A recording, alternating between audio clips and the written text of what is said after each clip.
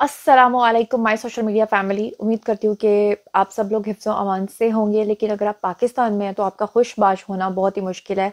2023 का नया साल आ गया है और एक ऐसी गंदी नंगी हकीकत आपके सामने रखने जा रही हूँ।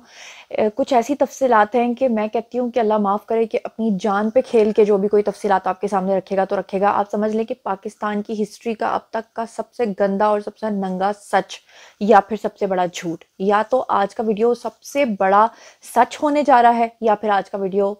जो है वो आज तक की हकीकत नहीं बल्कि आज तक का सबसे बड़ा झूठ होने जा रहा है। वो क्यों मैं कह रही हूँ, मेरे पास यकीन करें अल्फाज नहीं, मुझे समझ नहीं आ रहा कि मैंने शुरू कहाँ से करना है। चले मैं आपको शुरू यहाँ से करती हूँ कि ट्विटर के ऊपर आप जाएं। ट्विटर के ऊपर इस वक्त जब तक मैं ये वीडियो बना रही हूँ उस वक्त तक तो जो टॉप ट्रेंड बना हुआ है वो है जी शेम। अब जब मैंने रिसर्च करना शुरू किया तो मुझे समझ नहीं आ रहा था कि शेम के नाम से रिसर्च क्यों आ रही है, सर्च क्यों आ रही है, शेम जो है वर्ड वो टॉप ट्रेंड क्यों बना हुआ है। जब शेम के ऊपर हम लोग रिसर्च करते करते पहुंचे तो सामने 4 एक्ट्रेसेस के नाम आए। ठीक है,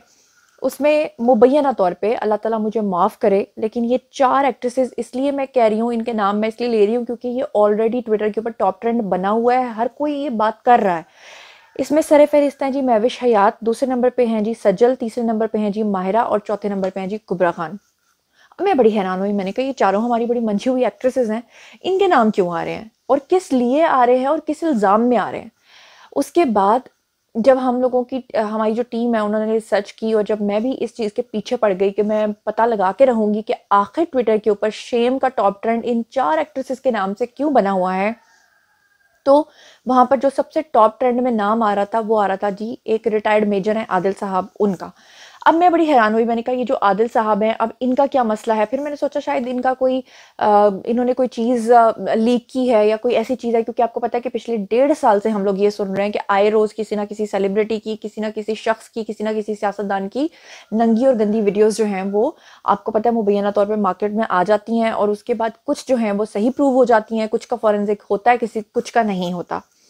अब जैसे जैसे हम अपनी रिसर्च को आगे आगे बढ़ाते गए तो हमारे सामने कुछ बहुत ही गंदी किस्म की हकीकतें सामने आई। उसमें अब सामने ये आया कि एक मेजर साहब हैं जो कि रिटायर्ड मेजर हैं आदिल साहब, उन्होंने कुछ आकर लोगों को बताया है और जो उन्होंने बताया है वो इतना खतरनाक है कि मुझे समझ में नहीं आता कि उन्होंने खुलेआम सबके नाम कैसे ले लिया। मेरी समझ से बाहर है कि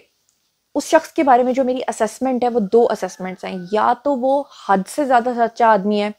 यानी या तो वो इतना सच्चा आदमी है कि उसने सबके नाम ले लिए, तो या फिर वो हद से ज़्यादा झूठा आदमी है। लेकिन बहरहाल मैं अपनी ज़िम्मेदारी का मुज़ाहरा करते हुए क्या करूँगी कि जहाँ जहाँ पर उसने नाम लिए हैं उन नामों के ऊपर मैं बीप लगाऊंगी। मैं आपको उनकी ज़बानी भी सुनाऊंगी, लेकिन इससे पहले कि मैं वो क्लिप्स प्ले करूँ, मैं चाहती हूँ कि आप पहले समझ लें कि वो कह क्या रहे हैं और फिर मैं आपके पास ये सवाल छोड़ूंगी कि क्या हमारे इदारों को, हमारे सियासतदानों को बदनाम करने की साजिश है या कि आपको लगता है कि वो सच बोल रहे हैं।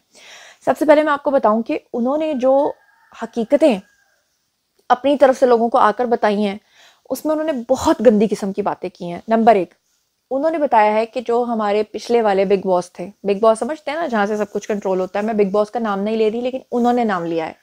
उन्होंने कहा कि वो जो बिग बॉस है वो पिछले 15 दिन से एक हॉस्पिटल के अंदर एडमिट थे और उसकी पीछे 2 रीजंस थी। एक ये कि उनका बीपी शूट कर गया था और दूसरी रीज़न ये थी कि उनको जो हाई ब्लड प्रेशर के साथ हाई शुगर हो गई थी। बिग बॉस के बारे में उन्होंने बताया कि इस कदर डिप्रेशन में वो क्यों थे, उसकी वजह उन्होंने ये बताई है कि उनकी कुछ मुबैना वीडियोस जो हैं वो इन एक्ट्रेसेस के साथ लीक होने जा रही हैं।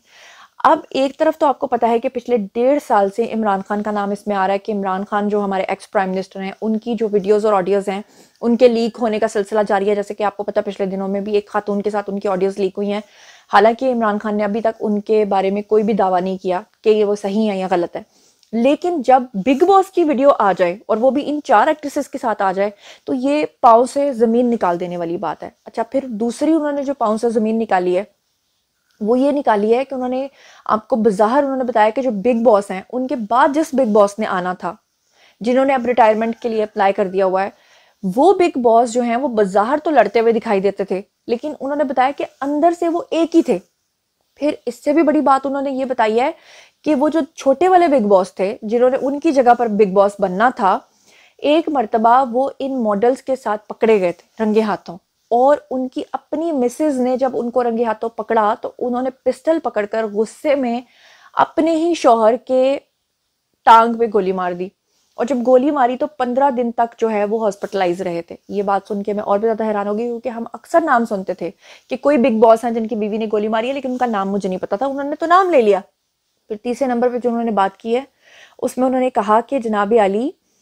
ये जो दोनों बिग बॉसेस थे इनका आपस में झगड़ा कब हुआ? इनका झगड़ा तब हुआ जब बड़े बिग बॉस ने छोटे बिग बॉस को कहा था कि जब मैं चला जाऊंगा तो मेरे बाद तुम जानशी बनोगे, लेकिन जानशी जब उनको नहीं बनाया गया तो उसके बाद जो है वो इन दोनों के बीच में झगड़े पड़े। इसीलिए जो है छोटे बिग बॉस के पास जो वीडियोस हैं वो बड़े बिग बॉस के भी हैं और साथ में इमरान खान के भी हैं, और ना सिर्फ इमरान खान के हैं बल्कि दूसरे सियासतदानों के भी हैं। अब दूसरे सियासतदानों में उन्होंने जो नाम लिया वो जरदारी साहब का भी लिया है, बिलावल का भी लिया है,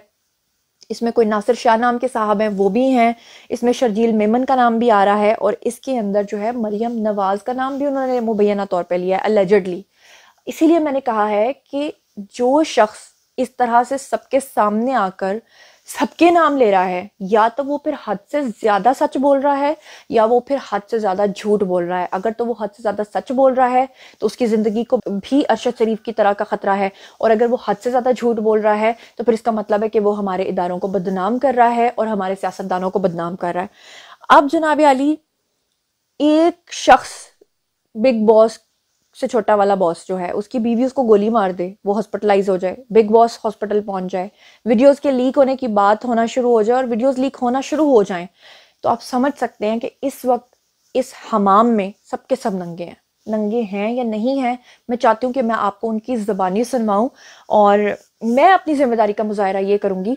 कि जहाँ जहाँ पर भी उन्होंने जिन जिन शख्सियात के नाम लिए हैं, मैं उन शख्सियात जो हैं उनके नाम जो हैं वो वहां पर उनके ऊपर म्यूट कर दूंगी या मैं उसके ऊपर बीप लगा दूंगी, क्योंकि ये मेरी जिम्मेदारी है। तो आप जरा सुनिए कि वो क्या कह रहे हैं। बैकग्राउंड के ऊपर डायरेक्टर आईएसआई का डायरेक्टर है, असलान सत्ती दुबई के अंदर डिप्टी डायरेक्टर आईएसआई का, और इनको भी वापस बुलाया गया, इनकी इंटरोगेशन हो रही है, इनकी इंक्वायरी हो रही है, दोनों का ताल्लुक जनरल बताया जा रहा है और जनरल असलान सत्ती का भी ताल्लुक बताया जा रहा है बराह रास्त। उसके अलावा जो है ये डायरेक्टर रहमत जो है इससे पहले ये मॉडल गर्ल्स प्रोवाइड करता था, ये जराए का दावा है जनरल दोनों को, और ये मॉडल और असलान सत्ती जो है वो दुबई में जो है फाइनेंशियल स्कैम्स करता था, प्रॉपर्टीज खरीदता था के लिए, इनके पैसे मनी लॉन्ड्रिंग का काम भी करता था, इनकी प्रॉपर्टी खरीदने का भी काम करता था और इनके पैसे छुपाने का काम भी करता था। और ये जो रहमत को भेजा गया इनाम के तौर पर की तरफ से सोरिया भेजा गया, और असलान सत्ती को भी इनाम के तौर के ऊपर दुबई भेजा गया था। आगे मैं आपको बताता हूँ कि ये दोनों जो है, इसमें कहा यह जा रहा है कि टॉप मॉडल्स पाकिस्तान की एक्टर्स जो है वो पाकिस्तान के जो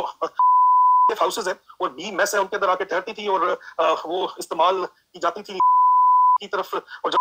राय का ये दावा है कि ये लोग इस्तेमाल करते थे और उनके अलावा बाकी लोगों को बुलाया जब जाता था सियासतदानों वगैरह को तो उनकी वीडियोस बनाई जाती थी। और इन एक्ट्रेसेस के अंदर जो है, इन टॉप मॉडल्स के अंदर 4 नाम जो है वो खामोश मुजाहिदों ने लिए हैं। मैं उन खवातीन का नाम बहरहाल नहीं लूंगा, मैं सिर्फ उनके आपको इनिशियल्स बता देता हूँ। इनिशियल्स जो है वो MH, एक के से है M और H, दूसरे का M और K,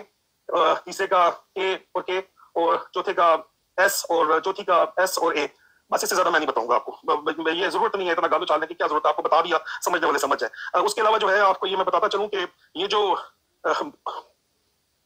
मैं आपको बताऊं कि ये जो इतनी मेरे लिए तकलीफ दे है ये बात आपके साथ करना, अल्लाह मेरा गवाह है कि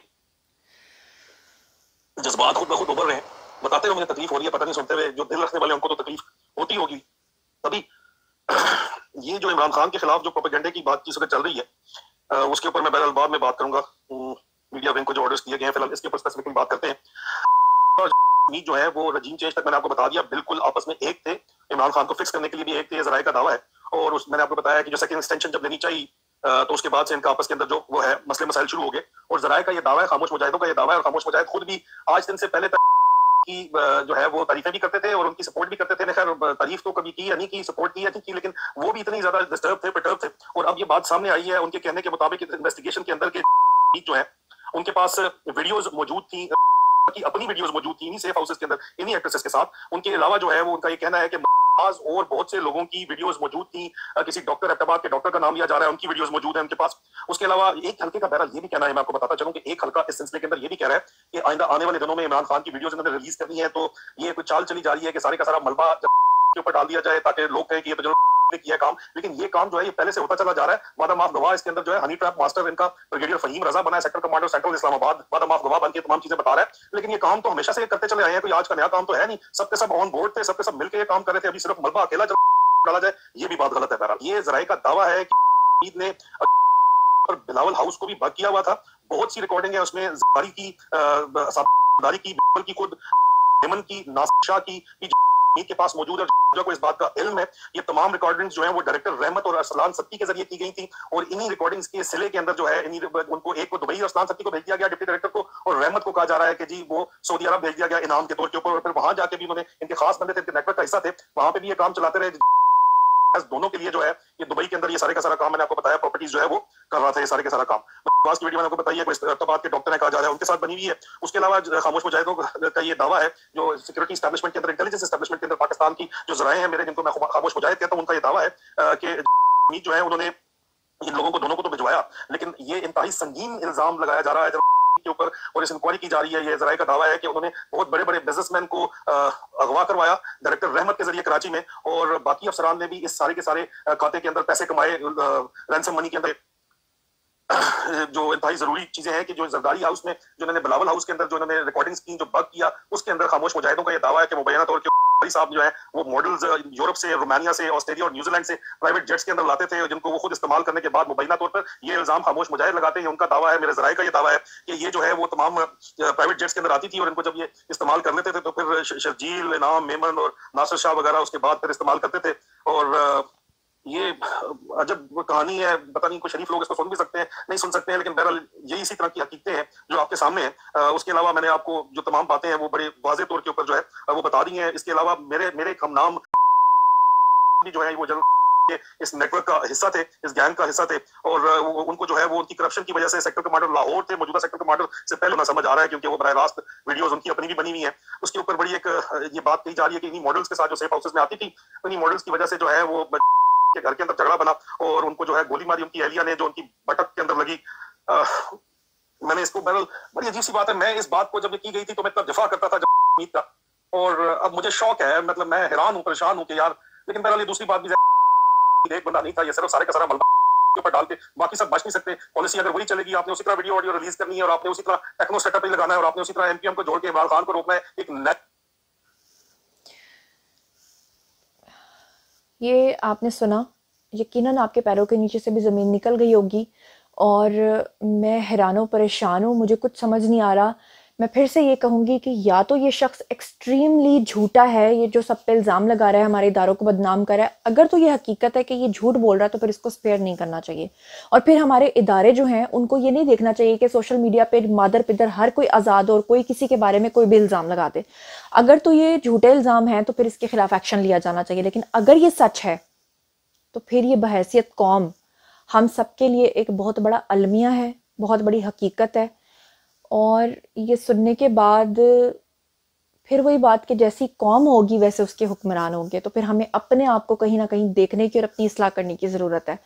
लेकिन बहरहाल ये जो कुछ भी है ये बहुत डिप्रेसिंग है। एक्ट्रेसेस के हवाले से मैं सिर्फ इतना कहना चाहूँगी कि एक्टर जो होता है ना, जो फ़नकार होता है, वो अपने फ़न से लोगों को मुतासर करता है, लेकिन अगर कोई फ़न के नाम पे अपना जिस्म बेचता है तो उस पर सबसे बड़ी लानत है अल्लाह की, कि वक्ती तौर पे आप, अल्लाह की दी हुई एक नेमत है ना, खूबसूरती है, शक्ल है, या जो भी आपके पास बॉडी है, तो अगर आप उसको दिखा के, अल्लाह माफ़ करे, आप हराम पैसा कमाते तो इस दुनिया में शायद आप वक्ती तौर पे थोड़ी सी इज्जत पालो, जो कि वो भी नहीं मिलनी, क्योंकि देखे ना आज टॉप ट्रेंड बन गया तो क्या इज्जत रह गई। लेकिन अगर ये झूठ है तो फिर इन एक्ट्रेसेस को भी सामने आना चाहिए, इनको भी अपना रद्द-ए-अमल देना चाहिए, क्योंकि अगर ये छोटी छोटी बात पे इंस्टाग्राम पे आ सकती हैं, अगर ये छोटी छोटी बात पर आकर अपनी चीज़ों को क्लैरिफाई कर सकती हैं, तो इस बात पर आके क्यों नहीं क्लैरिफाई कर रही। और अगर ये झूठ है तो फिर मैं ये कहूँगी कि जिन्होंने इल्ज़ाम लगाया है उनका जो है मुहासरा किया जाना चाहिए, उनको सज़ा मिलनी चाहिए, क्योंकि ऐसे मादर पिदर को आज़ाद नहीं होना चाहिए कि उठ के किसी पे भी इल्ज़ाम लगा दे। लेकिन अगर ये सच है तो फिर ये बहुत ही गंदा और बहुत ही नंगा सच है। और फिर मैं आपके ऊपर छोड़ती हूँ, मुझे आप बताएं कि ये शख्स जो बता रहा है, आपको क्या लगता है, ये सही कह रहा है, इदारों को बदनाम कर रहा है, या कि आपको लगता है कि, मतलब दो बातें आपने बतानी है, कि क्या आपको लगता है कि ये शख्स एक्सट्रीमली झूठा है, या कि आपको लगता है ये शख्स जो है एक्सट्रीमली सच्चा है। जो कुछ भी आपको लगता है कमेंट सेक्शन में आइए, क्योंकि मैं बिल्कुल माउफ हो चुकी हूँ। मैं यही सोच रही हूँ कि जो अच्छे घरों की लड़कियां, फिर इसका मतलब है इसीलिए उनको अच्छा काम नहीं मिलता, फिर इसीलिए उनको अवार्ड्स नहीं मिलते, और फिर जो उनका हक मारा जाता है, और फिर वो इसका मतलब है कि वो जो फिर सदारती अवार्ड दिया गया था, या फिर वो जामगोइयाँ सही थी या गलत थी। जो कुछ भी आप लोगों को लगता है, आप लोग मेरी रहनुमाई करें, क्योंकि मैं इस सिलसिले में नहीं चाहती कि खुदा न खास्ता किसी पे झूठा इल्ज़ाम लगाया जाए। लेकिन क्योंकि ये ट्विटर के ऊपर टॉप ट्रेंड है इस वक्त, इनकी तस्वीरें हर चीज़ सामने आ चुकी है, तो यकीन करें मुझे बहुत तकलीफ हो रही है। मुझे ये कहते हुए बहुत दुख हो रहा है, मेरी आंखें शर्म से झुक रही हैं, क्योंकि जिस फील्ड में आप होते हो आप कोशिश करते हो कि यार हम इसके जैसा बने, जो इसने अचीवमेंट्स किए हैं हम इससे भी आगे जाएं। लेकिन अगर आपको ये पता चले कि जिसके जैसा हम बनना चाह रहे हैं वो आगे से इतना गंदा है, या इतना अच्छा है, या इतना बुरा है, तो आप क्या सोचते हो यार, क्या रह जाता है पीछे? यानी इस हमाम में फिर सब नंगे हैं। मैं बहुत डिस्टर्ब हूँ, मुझे नहीं समझ में आ रहा। आप लोग जो भी सोचते समझते हैं आए कमेंट सेक्शन में बताइए, पर्सनली आपको जवाब दूंगी। मजीद खबरें, व्लॉग्स, इंटरव्यूज और साथ ही जानने के लिए मेरे साथ कनेक्टेड रहना हरगिज़ मत भूलिएगा। चैनल को सब्सक्राइब कर लीजिएगा। अपना बहुत ख्याल रखिएगा। अल्लाह ने के बाद।